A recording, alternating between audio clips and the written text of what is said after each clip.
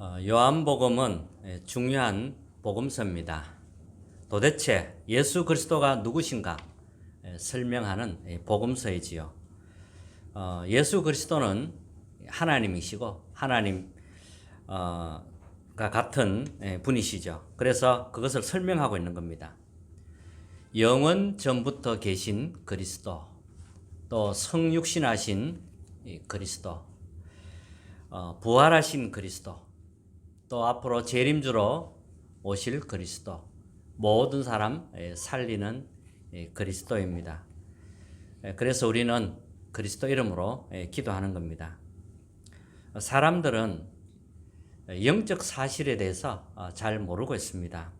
특히 눈에 보이지 않게 활동하고 있는 이 악한 사탄의 존재에 대해서 잘 모르고 있습니다. 이 사탄은 인간을 멸망으로 끌고 가고 있습니다. 목적은 멸망으로 끌고 가고 사람을 죽이는 것이죠. 자, 지금 이런 시간표인 겁니다. 예수님이 마지막으로 나사로의 집으로 가게 되죠. 그때가 6월절 엿새 전이다, 이렇게 말씀하고 있습니다. 이스라엘은 강도를 만난 것처럼 로마의 속국이 되어 있었습니다. 그 정도가 아니죠. 앞으로 로마는 이스라엘을 침략하게 됩니다. 그래서 로마는 이스라엘 예루살렘 성과 그 다음에 성전까지 다 무너뜨리죠. 후대들은 흩어지게 됩니다. 이런 무시무시한 일이 남아있는 겁니다. 이때 예수님이 나사로의 집에 다시 오신 겁니다. 거기서 예수님을 위하여 이제 잔치를 베풀게 되죠. 마르다는 열심히 일하고 있었고, 또 나사로는 이렇게 죽었다가 다시 살아났기 때문에 기쁜 마음으로 이야기를 나누고 있었습니다. 이때 마리아가 향유를 가지고 와서 예수님의 발에 붓게 됩니다. 그리고 자기 머리털로 예수님의 발을 닦게 되는 거지요. 두 번 다시 오지 않는 그런 기회를 이 마리아가 사용한 것입니다. 마리아는 평소에 예수님의 말씀을 잘 듣는 그런 사람이었습니다. 성경에 보면 이런 일들이 많이 있었습니다. 특히 모세 어머니는 모세를 살리기 위해서 모세를 강주리에 담아 바로 왕이 모욕하는 그 강으로 떠내려 보냅니다. 굉장한 결단이 있어야 되거든요. 두 번 다시 없는 기회인 겁니다. 히브리서 4장 16절에 보면 날마다 하나님은 새 은혜를 주신다고 했습니다. 날마다 새 은혜를 주시는데 두 번 다시 없는 기회입니다. 그리고 다윗도 마찬가지입니다. 아버지 심부름을 가다가 골리앗을 만나게 되죠. 거기서 이제 골리앗과 담대히 싸우게 되는 겁니다. 딱 한 번의 기회인 겁니다. 마리아가 예수님 발에 기름을 붓는 그런 헌신을 한 것입니다. 오늘 우리가 기억할 첫 번째가 뭐냐 하면 신분과 운명을 뒤바꾸는 완전한 언약이 성취되는 마지막 기회입니다. 창세기 3장 15절에 보면 여자의 후손이 뱀의 머리를 상하게 할 것이다. 그 성취거든요. 사탄이 아무리 공격해도 발꿈치 정도밖에 발꿈치를 물 정도밖에 되지 않습니다. 그리스도와 상대가 안 되는 거지요. 이 그리스도께서 사탄의 권세를 깨트린 겁니다. 기름을 머리에 붓는다는 것은 높이는 것이고요. 또 기름을 발에 붓는다는 것은 굉장한 의미가 있는 것입니다. 그 언약이 성취되는 굉장한 시간인 거죠. 신분 권세가 신분과 우리의 운명이 바뀌는 그런 시간인 겁니다. 또 출애굽기 3장 18절에 보면 양의 피를 발랐죠. 그때 애굽의 노예에서 해방되었습니다. 노예와 종의 신분에서 완전히 해방되는 그런 시간인 겁니다. 그 성취를 말합니다. 그 기름을 부은 겁니다. 또 이사야서 7장 14절에 보면 보라 처녀가 잉태하여 아들을 낳을 것이요 그의 이름을 임마누엘이라고 해라 그랬습니다. 포로 때 신분을 바꾸는 언약입니다. 우리의 신분을 완전히 바꾸는 언약이라는 거죠. 마리아는 구약에 예언된 그 언약을 성취하는데 쓰임을 받은 겁니다. 두 번째는 완전히 해방되는 기회입니다. 믿으셔야 돼요. 바리새인들이 모르는 또 그들이 할 수 없는 해방의 메시지를 던지고 있습니다. 하나님은 우리의 신분, 운명, 모든 것을 다 바꿔버렸습니다. 언약을 진짜 딱 붙잡을 때 우리의 무능함, 가난함, 전도 안 되는 이런 것들이 거기에서 해방이 되는 겁니다. 그리스도께서 우리의 모든 특히 사단의 권세에서 딱 붙잡혀 있는 여기서 해방시킨 겁니다. 믿으셔야 돼요. 그리스도는 우리의 참된 왕이십니다. 그리스도는 우리를 사탄의 권세에서 해방시키시는 참된 왕이라는 겁니다. 그리스도는 참된 제사장입니다. 사람은 잘못이 없어도요, 재앙을 받게 되어 있어요. 재앙에서 벗어날 수가 없습니다. 그래서 그 재앙에서 해방시키시는 참 제사장인 겁니다.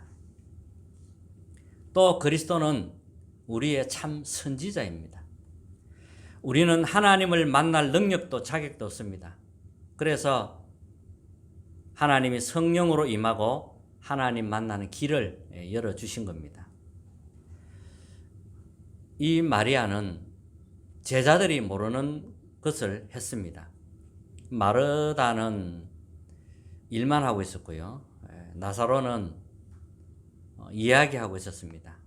이때 마리아가 값비싼 향유를 가져와서 예수님 발에 붓고 자기 머리털로 닦은 겁니다. 제자들은 그때 옆에서 그냥 멍하게 보고 있었죠.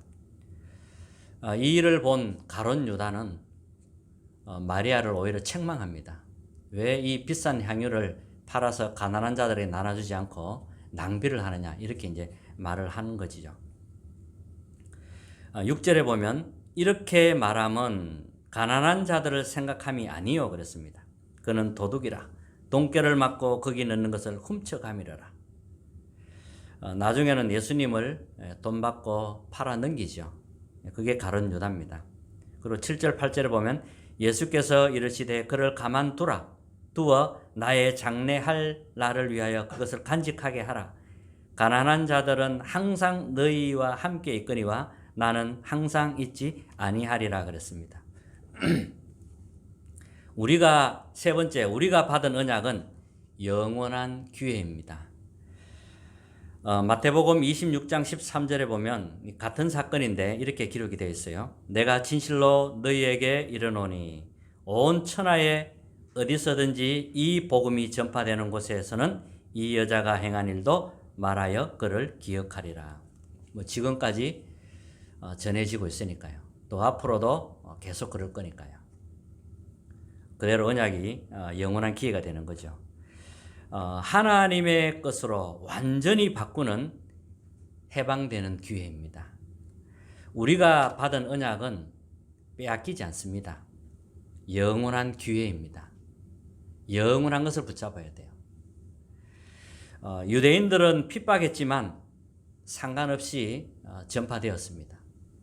로마가 핍박했지만 이 복음은 로마를 이겼죠. 이 언약이 정확히 전 세계로 전파되었습니다. 지금도 계속 전파되고 있습니다. 하나님의 언약을 붙잡고 기도하고 있으면 반드시 언약은 성취되어 옵니다. 우리가 받은 언약은 빼앗기지 않습니다. 영원한 것입니다. 영원한 기회입니다. 그래서 기도의 체질을 만드셔야 됩니다. 이 복음을 누리는 것이 기도거든요. 우리가 살아있다는 증거가 호흡이잖아요. 그래서 기도를 실제로 누릴 수 있어야 계속 살아나게 됩니다. 아침에 눈을 뜨면 깊은 호흡과 함께 움직이면서 생각나는 거 기도하면 되죠. 또 낮에는 우리가 이제 현장에서 살아야 합니다. 현장은 옳은 것처럼 보이지만 불신앙이 깔려 있습니다. 이것을 기도로 바꾸는 것입니다. 또 밤에는 문제를 놓고 또 몸이 아픈 사람은 질병을 놓고 집중적으로 기도하는 것이죠. 이 기도가 즐겁고 평안하게 계속 되어져야 합니다. 사도행전 1장 8절에 보면 오직 성령이 너희에게 임하시면 땅끝까지 내 증인 되리라는 말씀이 나오죠. 그러니까 오직 성령이 충만하면 위에서 내리는 권능이 생기고 그러면 증인이 되는 겁니다. 요한의 물 세례처럼 성령 세례로 충만하면 위에서 내리는 권능이 생긴다 그랬어요. 그때 예루살렘, 유다, 사마리아 땅끝까지 증인이 되리라 이렇게 말씀하신 겁니다. 우리는 하나님의 자녀입니다. 그리고 전도자이고 언약의 사람입니다. 아무도 빼앗아갈 수 없는 하나님의 자녀입니다. 정말 믿으셔야 돼요. 그래서 모든 것을 기도로 바꾸시기 바랍니다. 우리가 평소에 생각하는 거 그것을 내가 생각하는 대로 생각해버리면 그 엉뚱한 대로 빠지게 됩니다. 많은 오류를 범하게 되지요. 그러니까 생각을 많이 하면 반드시 병들게 됩니다. 그래서 생각을 기도로 바꾸라는 거죠.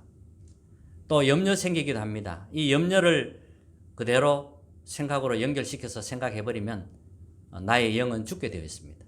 그래서 염려를 기도로 바꾸는 겁니다. 그리고 질병과 고통이 옵니다. 그것도 그대로 생각하면 죽어버려요. 그래서 우리를 기도로 바꾸는 겁니다. 기름을 부었다는 것은 완전히 끝내는 겁니다. 그리스도께서 다 끝내셨어요. 내가 못 누릴 뿐이거든요. 그래서 기도로 바꾸는 그런 은혜가 있기를 바랍니다. 종교개혁을 한 말틴 루터가 있죠. 루터는 중세교회를 대항한 것이 아닙니다. 하나님 말씀을 이야기한 것입니다. 인간의 공로와 행위, 돈 이런 것으로는 제사함 받을 수 없다고 이야기한 겁니다. 오직 믿음으로, 오직 복음으로 구원받는다고 이야기를 했거든요. 이 말을 했다고 중세교회가 루터를 사형 선고 내립니다. 루터를 이제 옮겨가는데 그때 어떤 성주가 루터를 납치해서 피신을 시키죠. 그때부터 루터는 이제 성경을 번역하게 됩니다. 성주 한 명의 헌신이 전 세계를 바꾼 겁니다. 한 번밖에 없는 기회인 겁니다. 절대로 놓치지 마시기 바랍니다. 자, 결론입니다. 요한복음 12장 9절 11절에 보면 유대인들과 큰 무리가 예수님과 죽음에서 살아난 나사로를 보기 위해서 많이 모였습니다. 나사로까지 죽이려고 음모를 꾸몄습니다. 그게 오늘 읽지는 않았습니다만은 9절에 보면 나와요. 유대인들의 큰 무리가 예수께서 여기 계신 줄을 알고 오니 이는 예수만 보기 위함이 아니요 죽은 자 가운데서 살리신 나사로도 보려 함이러라. 대제사장들이 나사로까지 죽이려고 모의하니 나사로 때문에 많은 유대인들이 가서 예수를 믿음이더라. 죽으면서 살아났으니까요. 이제 그 증거를 보고 많은 사람들이 모이게 되고 또 실제로 믿게 되지요. 이러니까 이제 나사로까지 죽이려고 모의를 하는 겁니다. 굉장한 이 기회를 또 위기로 만든 사람들입니다. 자, 증거를 없애겠다는 거죠. 나사로까지 죽이겠다는 것은 이런 증거까지도 없애겠다는, 많은 사람이 그쪽으로 가니까요. 그래서 굉장한 기회를 위기로 만드는 겁니다. 위기로 만드는 사람들이에요. 자, 지금 우리가 어떤 일을 당하고 있습니까? 위기를 기회와 축복으로도 만들 수 있습니다.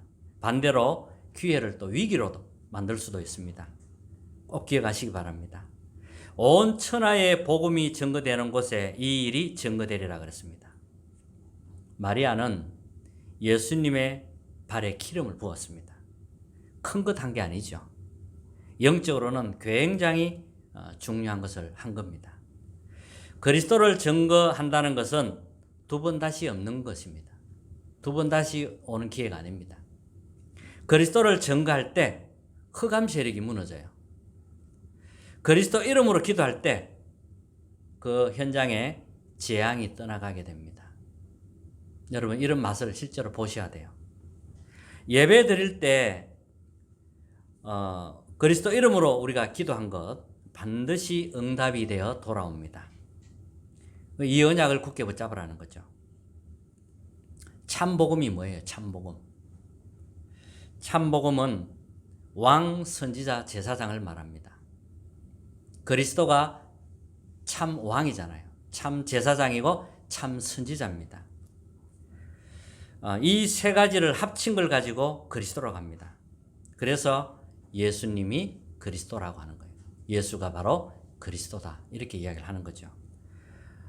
근데 이 축복을 우리에게 주신 겁니다. 놀랍지 않습니까? 우리에게 왕, 선지자, 제사장의 축복을 주시기 위하여 그리스도께서 오신 겁니다. 사실 굉장한 거거든요. 그래서 베드로전서 2장 9절에 보면 너희는 택하신 족속이여 그랬습니다. 왕 같은 제사장들이요. 왕이 나왔습니다. 또 제사장이 나왔습니다. 그의 소유가 된 백성이니 이는 너희를 어두운 데서 불러내어 그의 기이한 빛에 들어가게 하신 이의 아름다운 덕을 선포하게 하려 하심이라. 빛을 전하는 사람으로 선지자적인 축복이잖아요. 왕, 선지자, 제사장이 다 나온 겁니다. 우리가 이런 축복을 받은 겁니다. 왜 이런 축복을 주셨을까요? 우리를 구원하기 위함도 있지만 많은 사람들이 실제로 창세기 3장, 6장, 11장에 걸려서 죽어가고 있습니다. 사탄에 딱 잡혀서 멸망으로 끌려가고 있습니다. 거기에서 건져내라고 우리를 부르신 겁니다.